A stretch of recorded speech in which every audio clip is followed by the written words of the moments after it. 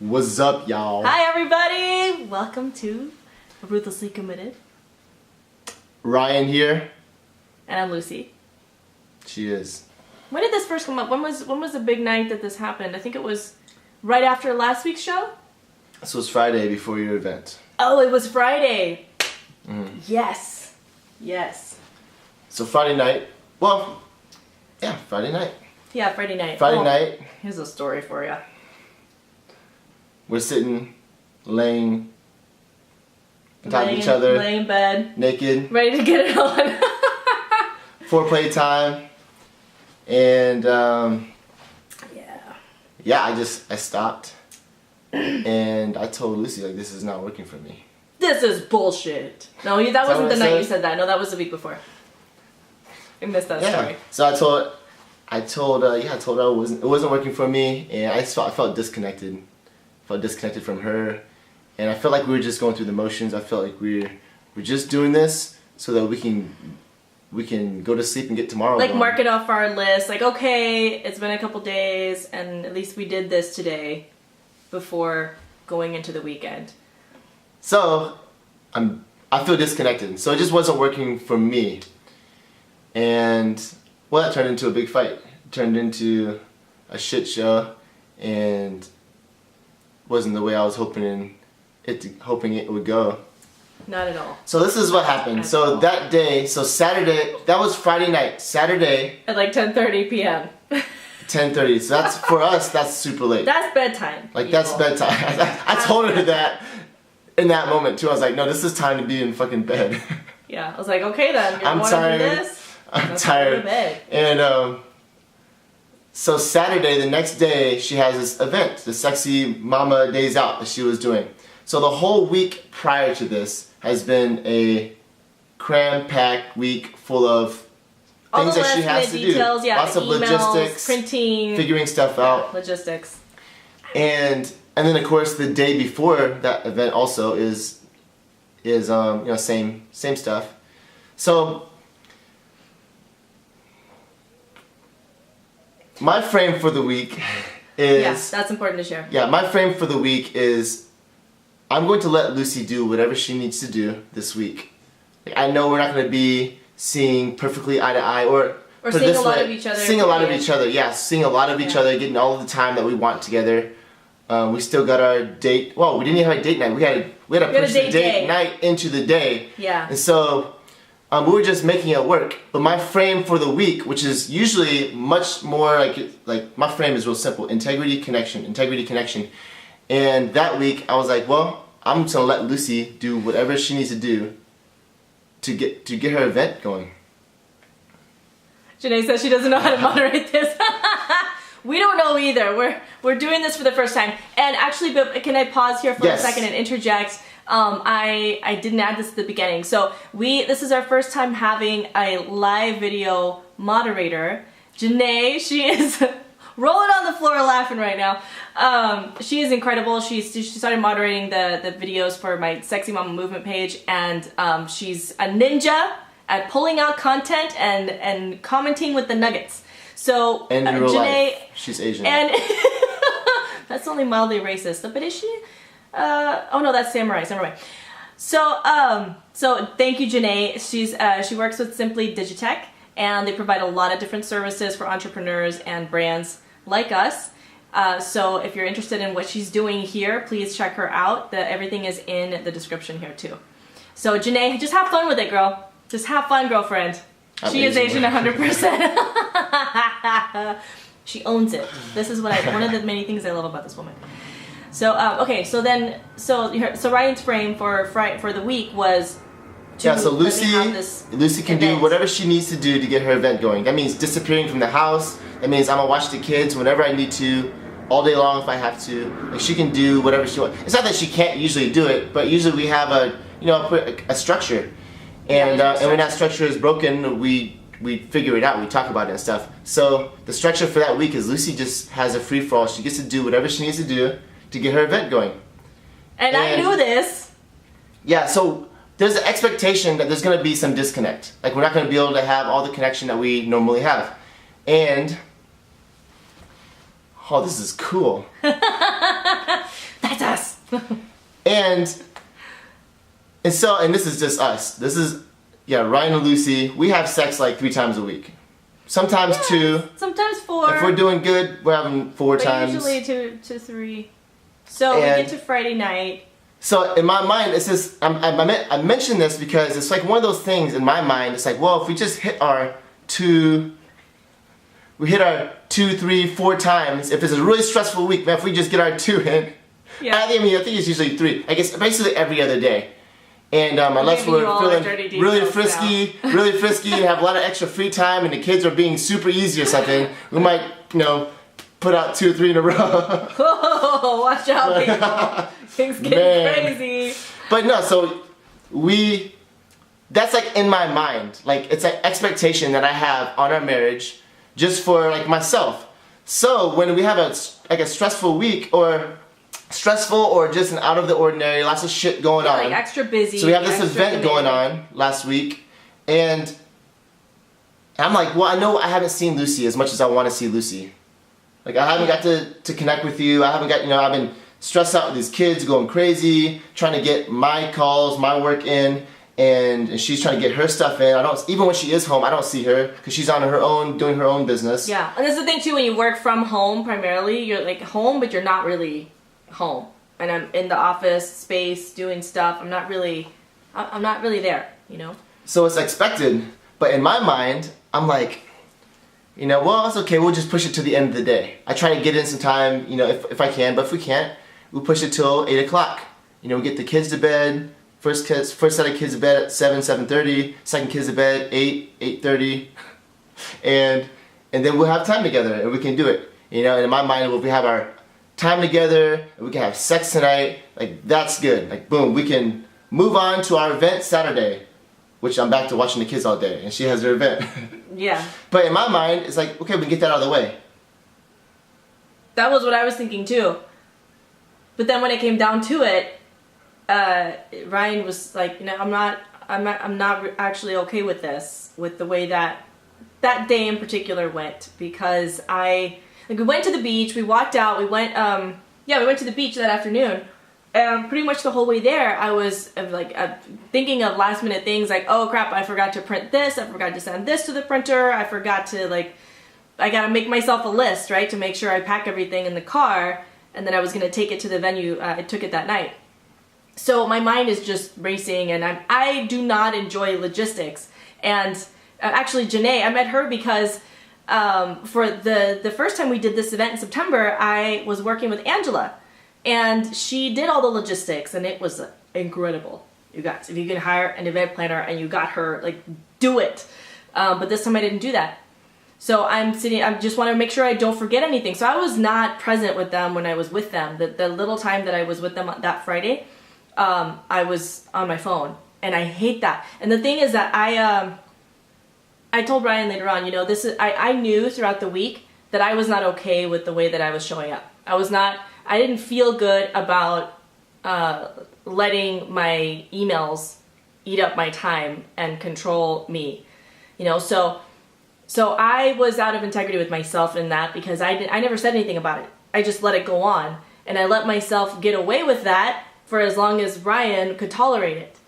And so it came down to Friday night at 10:20, 10:30, and we're trying to do this thing and get it on, and Ryan's like, I'm not okay with this. And I was like, shit, no. So then we end up having this whole we had a big ass fight. We had a big collision. Until midnight.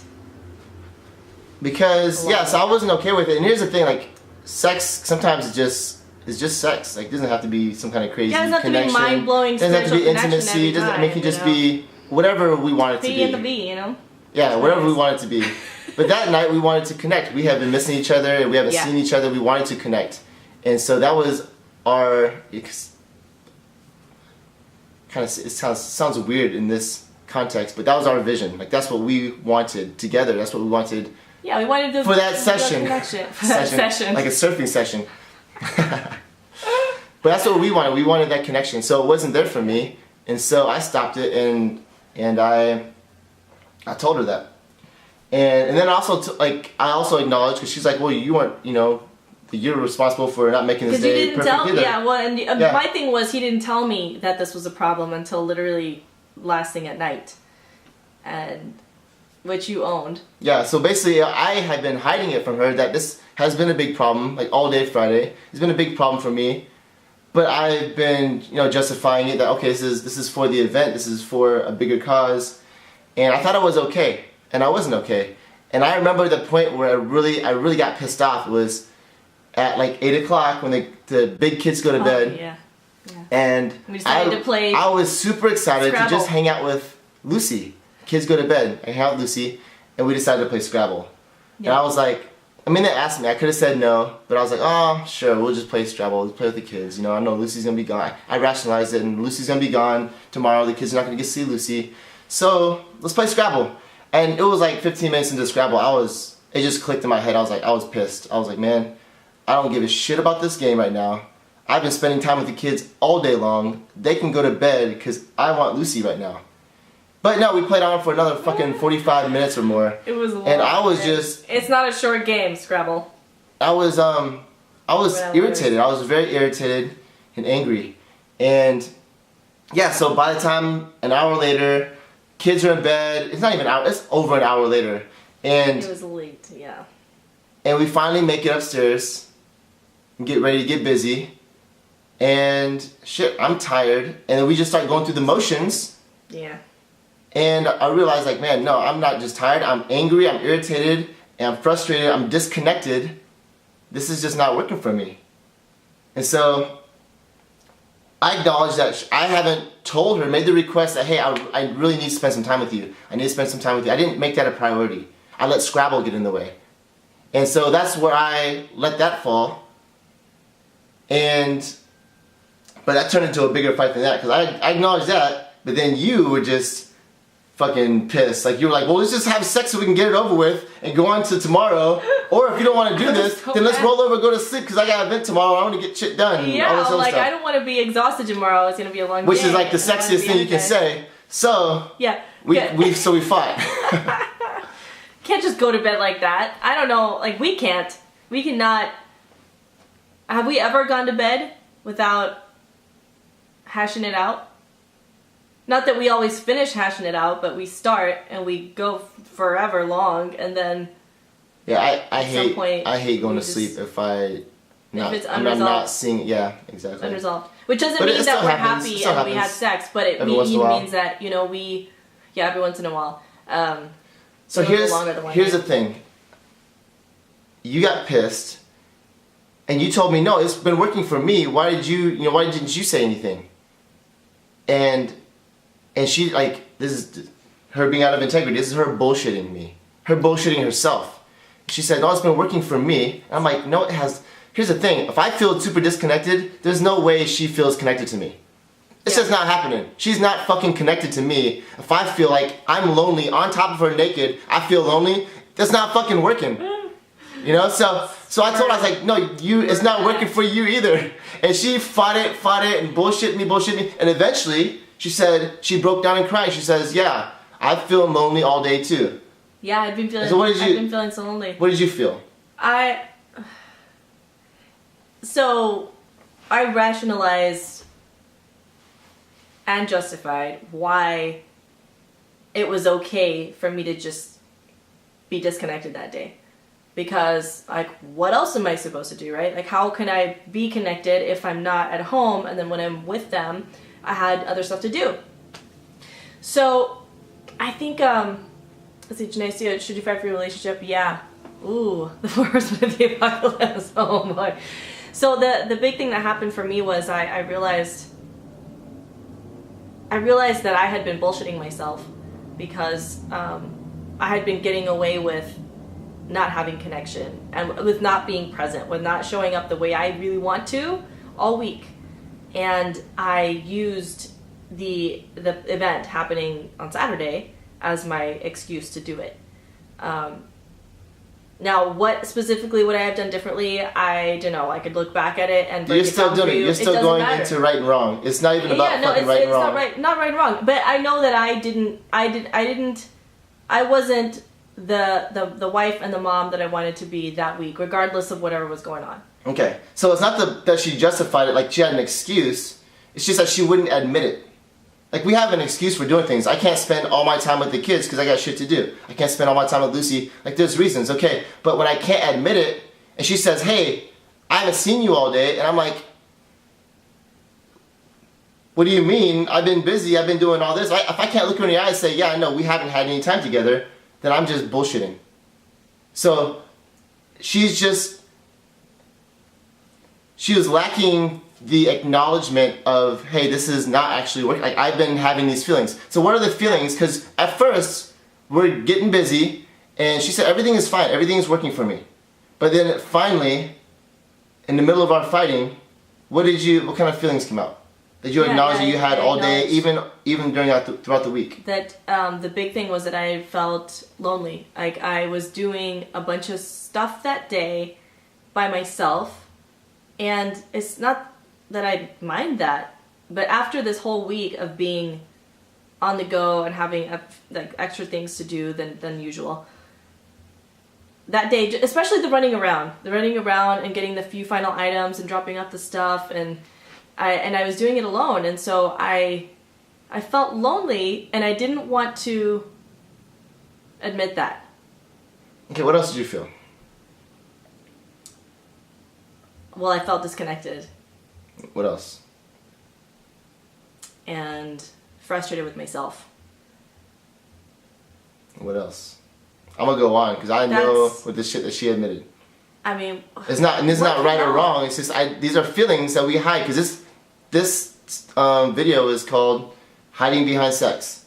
So these are all the things that she was hiding, and if we could just have had sex, these would never have came out. We'd had sex, roll over, go to sleep. We can wake up, go to the event tomorrow. She can do her event, get on with life. The stuff would still be covered up. We'd never have to talk about it. It'll still be there. Yeah. So disconnect, loneliness. Yeah, frustration. Frustration, anger. Okay, what else? Had to do with not just me, it had to do with her parenting. Yeah. Well, all of that in relation to parenting and us. Guilt. Oh yeah, guilt. Because at one point he said, what is it that you really want? And I said, I just don't want to feel guilty. I just don't want to feel guilty. And that's legitimately how I felt in that moment. I mean, yeah, I want to be able to do everything that I'm doing and not feel guilty about it. And your response to that, I got fucking pissed. It's like, if you're the biggest, if your vision is to do whatever it takes to not feel guilty, that's called not having a vision. That's called survival. Yeah. That's called being out of integrity. Because it's not about just not feeling guilty. The big thing that was missing was the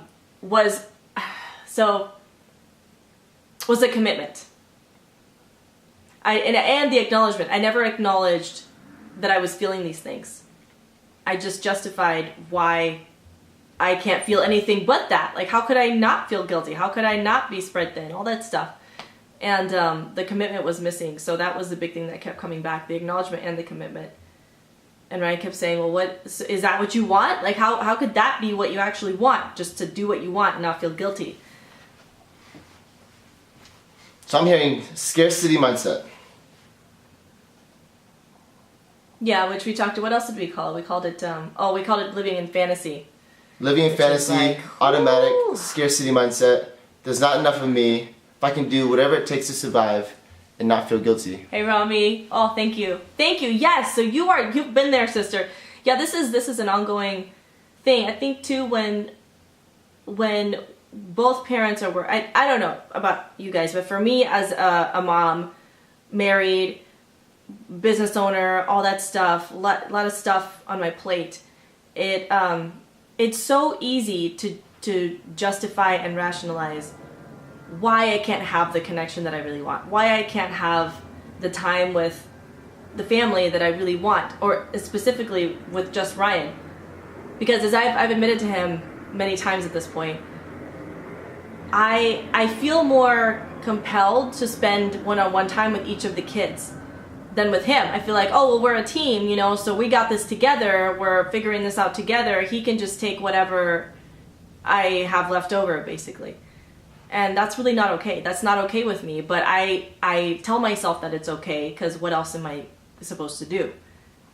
And so that's where I lie to myself. That's where I bullshit myself. Because I've been too afraid many times to even say that. I'm not okay with that. And that's the first thing. That's what was missing on Friday. First.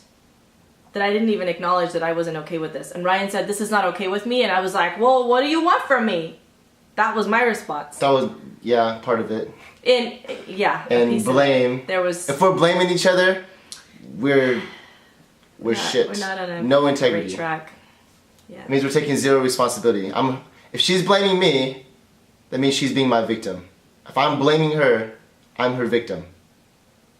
All this integrity is acknowledging this is where we're at, this is what we're doing, but this is what we want. Yeah. And like what you said, when you realize, like when you justify that I can't have what I want, like what happens when you justify that you can't have what you want? Like this is the big reason. This is the really big it's the scarcity mindset. Yeah. I can't have what I want. I can't have the connection I want. I can't be the parent that I want to be because of my job, this event, all this other stuff. Well, what happens when you justify that you can't have what you want? What happens? I'm not sure which answer you're looking for, but the thing that comes to mind is I become really out of touch with what I want. Yeah. I become out of touch with my heart. You stop wanting it. And I stop. Well, I mean, your heart actually wants it, but your mind says, "Well, you can't have it." My mind. And there's all the reasons why you can't have it. It's just suppressed. So you got other people fighting for it. You got kids who want it. You got a husband who wants it. Yeah. But you're telling them, "Well, it's impossible." So everybody just go screw yourself. Yeah, like just. Why? In fact, you even told me, "that I don't want to be like. Why do you have to be so damn needy?" Yeah. Why do you want me so much, damn it? But seriously, that's been an issue our whole marriage, that I feel. So this goes a lot deeper too. There are a lot of layers to this. From me feeling afraid of losing him in some way or another. So this came out a couple years ago. I didn't want to be 100% invested emotionally in my heart, because I didn't think I could handle it if anything were to happen to him. And meanwhile, he was feeling neglected and lonely and not loved by me. So this goes a lot of layers deep. But we'll bring it. You gonna keep it to where we are right now, because I don't even know where you're going, so it's fine. I mean, it's still all that what you're saying is all what is potentially and often hidden behind sex still. Yeah. Yeah, because the thing is, if we're having regular sex, it's easy to go on automatic and be like, well, it's like when I kiss my kids goodbye to go to school, or I give them a hug, go to school. Yeah. I can easily just do it, and it's like, well, I did what I'm supposed to do in the morning to get rid of them, basically. Well, it's that automatic, that going through the motions.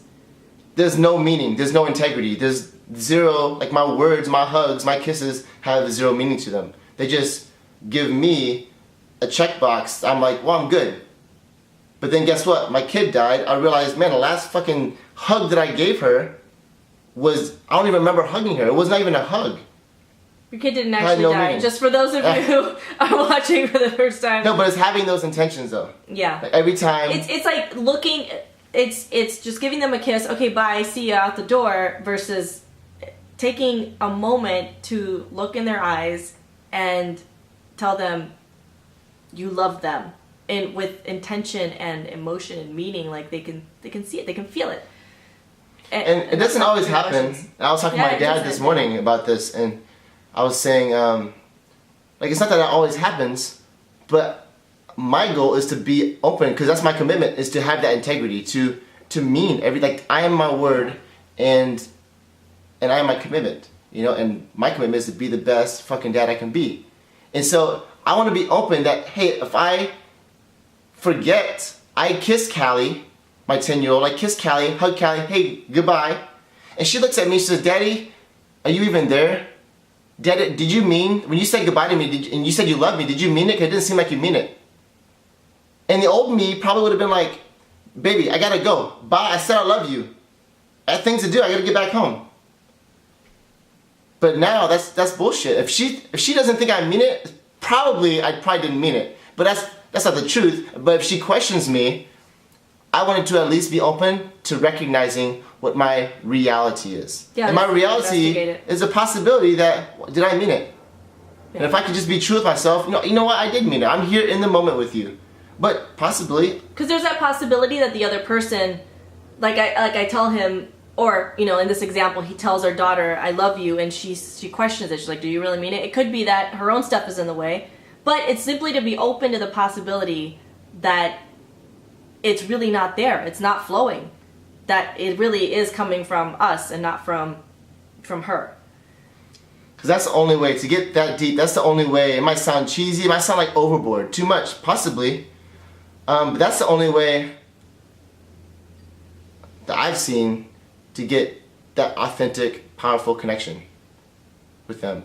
With them in my marriage, with my kids, and having that authenticity in it and being open. Here's the thing, when I say goodbye, they know. When I say I love them, they know I fucking mean it. And when I say that they know, I mean, sometimes I'll say goodbye, baby, I love you, have a great day at school, and they'll look at me and they'll cry. Just like right there in front of me, they'll cry, happy, and they'll go to school. I miss you, I love you, daddy, I'll see you after school. Like, that's fucking real. Like, I'd rather have one of those than a whole year of automatic goodbye, love you, bye, out the door, or out on your way to school. I'd rather have just one of those authentic, real, connected, I love yous, hug, kiss, goodbye. So again, this all comes back to getting out of the routine, the automatic, because our brains love routine, right? They love to know what's coming next, what to predict, and it just keeps things simple. Otherwise, our brains just couldn't handle having to figure shit out every single moment of the day.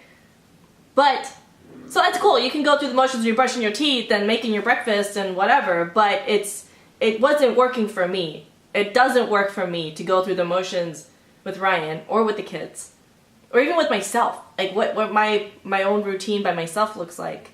Like I question myself often.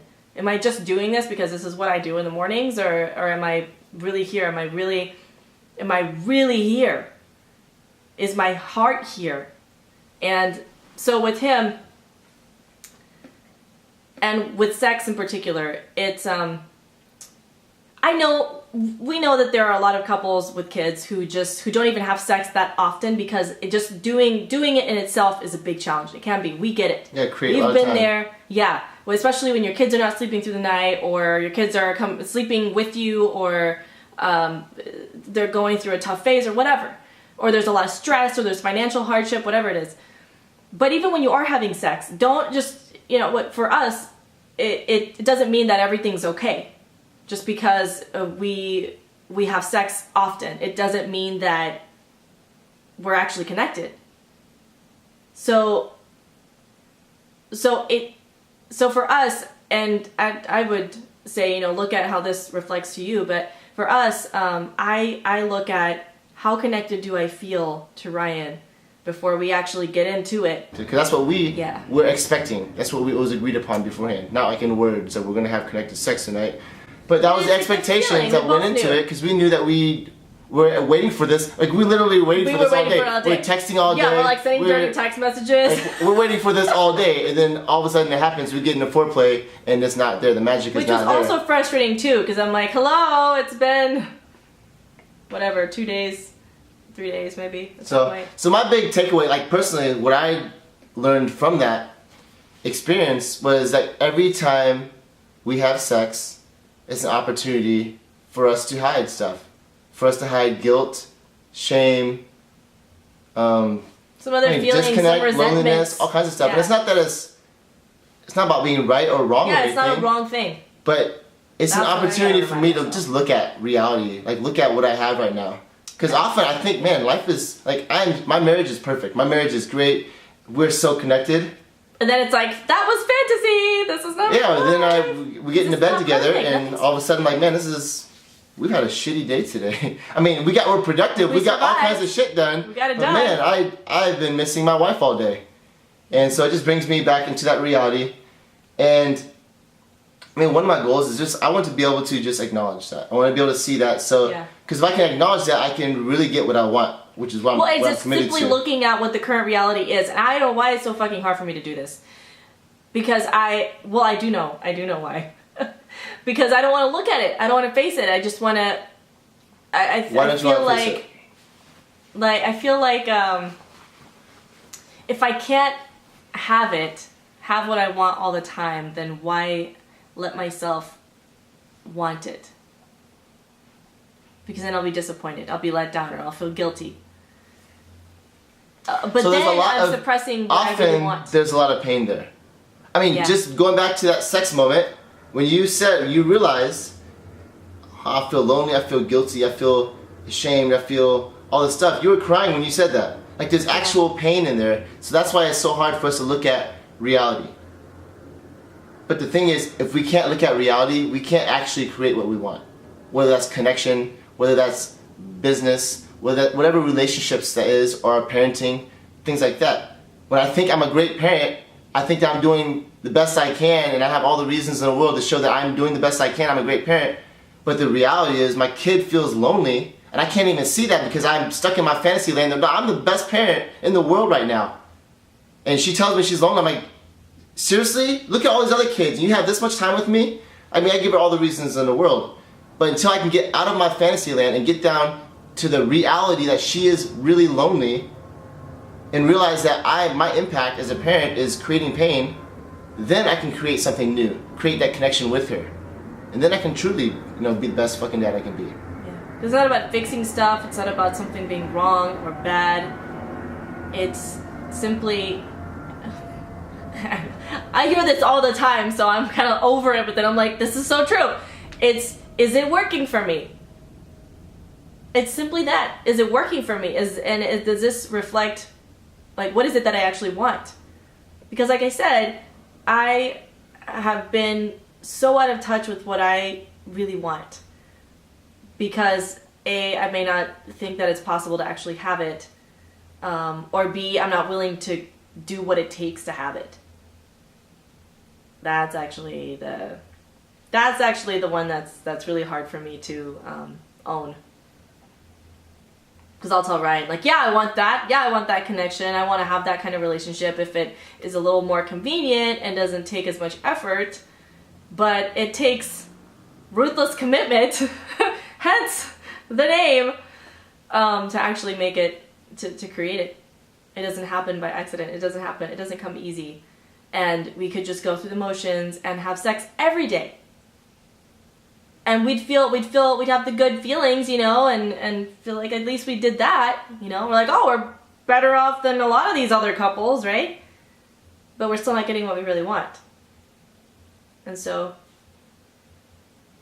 just to have that awareness, checking in with ourselves and each other. So when we do it tonight, are we going to be like super connected or what? I was planning on just going to bed. No, you're not going to bed. I'm not going to bed. Well, you're going to bed, but you're not going to bed. So, yeah, we might actually wrap this up early. Yeah, actually, I was thinking about bringing in stuff from today. Which stuff? But now it's getting a little late. We're pushing it to the end here. I think if we bring that up, it's gonna open up a whole other can of worms. But let's definitely. Let's just go with this. What is the biggest thing that you learned today? It doesn't have to be on the topic hiding behind sex or anything. Like this was, because actually it's been a very big day for us. We've been talking about stuff from last week, but maybe we'll talk about this next week. No, but just what's the biggest thing you learned from today? We learn shit every fucking day. We put in a lot of work, and we do all the fucking work. Jeez, to create new stuff every day. So, okay, a lot has happened today, and I know that the big thing was this morning when it all comes back to integrity, and Ryan will point out when I'm not in integrity, and I just resist it so much because I don't want to be wrong, and I don't want to have done something bad. But again, it's not about that. So if it's not about that, what is it about? Getting what I want. And so Ryan asked me, why do you even want integrity? Why does it matter? And all this time, I've I realized that I've said I want it and I'm committed to it for the sake of having it. It's like, I want to be on a diet because then I can say that I want to diet. That's stupid. I mean, that doesn't excite me. That doesn't make me excited to see where I'm out of integrity, because then I'm like, what am I going to get when I have it? I'll just have it. But through what we talked about today, I got more clear that what I really want from having integrity is for my words to have weight, for myself to be valuable, for my words to be valuable, for when I walk into a conversation or a room or a group, that whatever I have to share and just who I am being brings huge value. And I cannot do that without integrity. So it's like little things like this click. Oh, little. I don't know if this is absolutely true, but this is how my mind processed it this morning when I realized there are no little things. Because it was a little thing that set things off this morning. And I just realized that that thing I thought was little was actually really big. And that was another revelation I had today. Sounds very sexual. He's not self-conscious about it at all. There are no little things. Now that's fantasy land. Okay, back on topic. Okay. So, yeah, those two things. I feel like there was something else too. I need to look back at the day. So what about little? So there are no little things. Like what do you mean? Because the little things reveal the bigger things. It's never just a little trigger of like, oh, you. God, what's an example? You were out. Why don't you use the example that we had this morning? We have to go into what happened this morning, but just the example of that, because you thought it was a little thing. Yeah. So, it's not that it was or wasn't, but when you told me. Well, what it revealed was a big thing. Consider the possibility that it revealed a big thing, and I was so resistant to that. So I said that I was gonna go out for a walk with the toddlers, and Ryan was working on his stack and stuff. So I said I'm gonna go for a walk, and he said, "Well, I would like to go too," or I wish I would have known, or something like that. I wish I would have known because I want to go too. And I thought, okay, well, I want to go now. I just decided I want to go. And I don't want to wait 30 minutes for you to get ready, so I want to go. So he asked me, do you want me to go with you? And that one simple question just threw me all off. I was like, oh my God, do I want it? Do I not want it? Like, what do I want? What do I even want? And because I was on automatic, I was basing my action off of history, that, okay, it's going to take him this long to get ready, and or maybe he doesn't really want to go. I don't want to bother him. I don't want to ask him. It'll just make things complicated. I'll just go, just like I usually do, and I'll listen to my books or my podcasts or whatever, make some phone calls, and do my thing and have my alone time. So he asked, do you even want me to go? And I said, well, yeah, but not really. I mean, if it works out. It was just so unclear. It's pretty easy calling her on her bullshit. It was so unclear. Yeah, but no, yeah, but not really. Yeah, that's my famous line. Yeah. So really, it got down to the bottom. It was like, I actually don't want you to go. I want to go by myself. This is my thing that I do. I like to do it by myself. And our thing in my head is in the afternoon, you know? But such a simple thing was so hard for me to answer. And so that reveals to me, holy shit, like if I'm out of touch with what I want out of this walk, where else am I not in touch with what I really want? So that's when I said there are no little things. And it was when I was on a coaching call with the client that I said that to her, and I was like, oh my God, there are no little things. When it comes to those triggers or those conflicts or collisions, it reveals a lot more. So staying open to what that is, that's where my biggest gifts have been. Yeah. Cool. And on that note. All right. Well, I think we're going to create some sex right now. We're going to make a baby for pretend. We're going to make sexual fun. And have a good time. With maybe even love you guys. Thanks for tuning in. Don't message us right now. We won't be need, there. like, some kind of... Oh, we need some kind of a parting message. Good night.